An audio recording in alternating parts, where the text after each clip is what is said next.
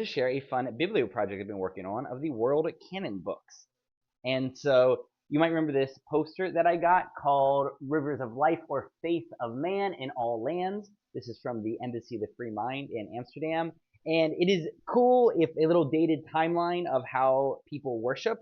And so I use this as a timeline and using the base of Harold Bloom's Western Canon project, but I don't care just about the West, so this has other things on it, especially China.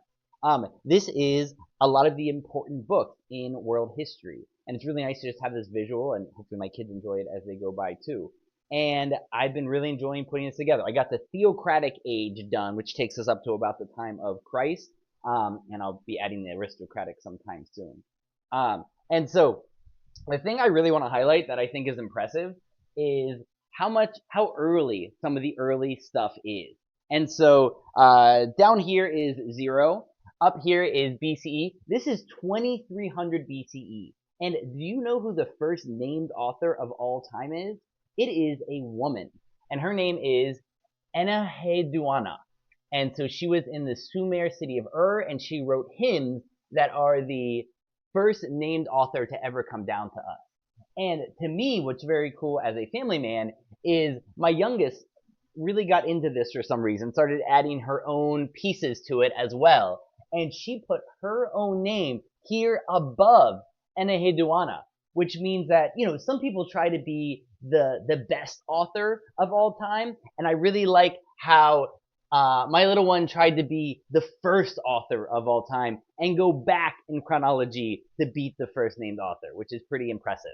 So hopefully that'll make her laugh in 30 years when she reads this. So that's the first named author. There's also the Maxims of Ptahhotep, who was an Egyptian, who wrote just very nice how to live kind of things. I don't have that one because it's really expensive. Then you have the Epic of Gilgamesh about 4,000 years ago, 2000 BCE. And then I don't have a ton through this time up until you get to right around here.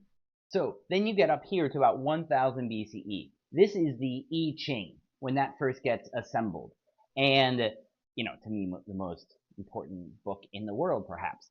Right below that, I have the Book of J, which is, Harold Bloom would say, that is the original source of the most interesting stories from the Bible. And his hypothesis is that that was written by a woman, a royal court woman in the court after Solomon. So the empire is starting to go down, and she writes this wry, ironic character of Jehovah, and it is the most misinterpreted story in history. And his book, the Book of J, is really good on that.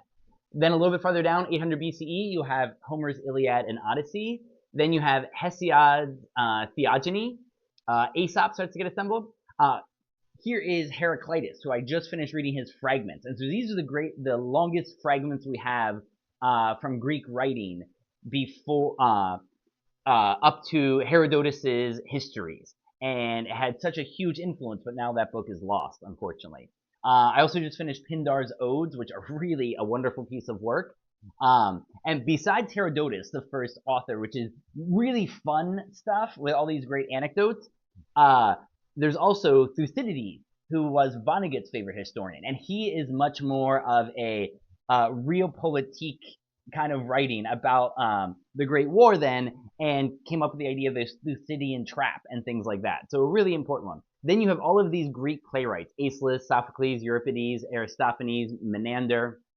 And unfortunately, there's only from these cats, there's only 30 surviving plays. And to me, head and tails of all of them is Aeschylus.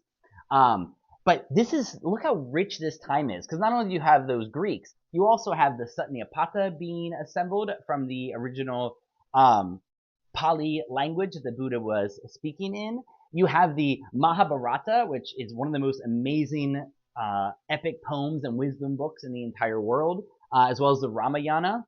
You have the 10 wings of the I Ching being assembled, which is really kind of completes its transition from this Bronze Age oracle of war advice and human sacrifice into a spiritual, mystical, ethical, oracular system.